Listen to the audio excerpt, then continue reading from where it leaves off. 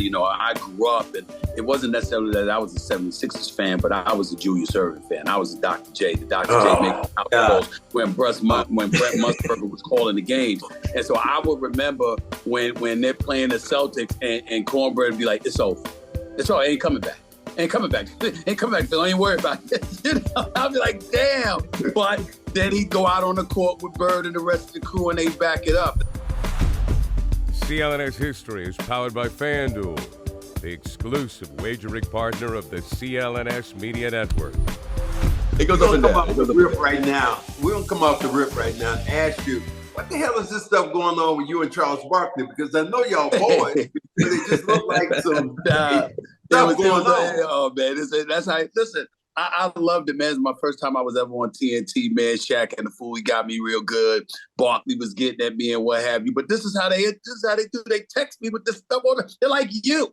I mean, it's like people see me, you and I together and stuff like that, how we always get into it. I'm like, it's nothing different than how the man treats me every time he talks to me. I mean, it's just the way it is. These are my boys.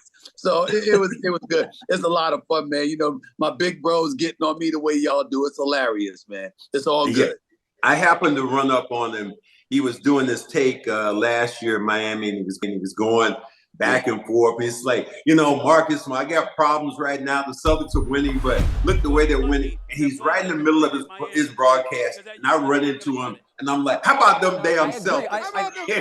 And he looked at me like, there we go. Cornbread. Cornbread Maxwell. You know how that is. Are you serious? I can't believe you, man. I can't believe you, man. I can't believe he damn sure did it right while I'm on the air. On the air. There's no decorum whatsoever.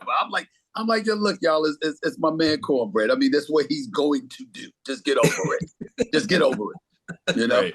He's about that life. That's right. Well, my question to you, off the bat, man, is what does Cedric Maxwell mean to you in the sense of watching him as a player? What I mean by that is, did he piss you off, or would you cheer for him? Which one were you? Which side I'm the kind of person I would cheer for somebody like that, because I like somebody that, you know, that's going to talk it and that's going to back it up. You know, I grew up, and it wasn't necessarily that I was a 76ers fan, but I was a Julius Erving fan. I was a Dr. J. The Dr. J making out calls when Brett Musburger was calling the games. And so I would remember when they're playing the Celtics and Cornbread would be like, it's over. It's all, ain't coming back. Ain't coming back. Ain't coming back, Phil. Ain't worried about it. You know, I'll be like, damn.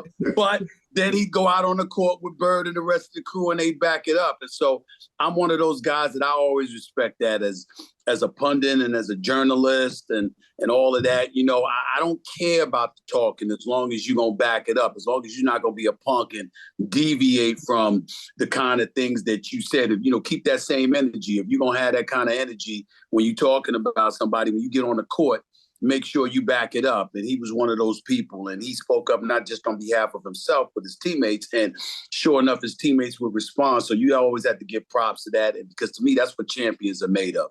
And when we talk about today's NBA culture and a softness that comes along with it, we're not talking about physically. We're not talking about guys who aren't big, who aren't strong, who aren't fast or anything like that. We understand the game has evolved. Athletes have evolved. A lot of them are better and superior to what we saw back in the day, but something set the standard. Everything grows from something. And so for me, you know, when you see the good old days, as I call it, old school, and cats had to have a lot of heart. You didn't just have to have skill. You had to have a lot of heart. When I think this is the first generation where it's not necessarily the player's fault, but there's been a softening mentally of things, how sensitive you are to skepticism. You're sensitive ass.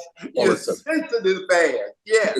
Yeah, exactly. All of that shit. I'm like, you know, this is some bullshit. I mean, it really drives me crazy, because I think cats like Ced and others have every right to lament the absence of intestinal fortitude and mental toughness that we see in today's game, where guys are so. Back in the day, if you sat up there and you was insulting and said and all of them, they know who you are. They might say something to you before the game, but they damn sure looking for you after the game when they prove you wrong. You see what I'm saying? And that's as far as it went.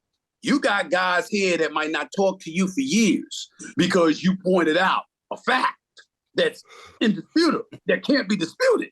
And you're just looking at them and it's like, damn, you need to grow up. But that's what has happened to today's generation of players, and that's unfortunate.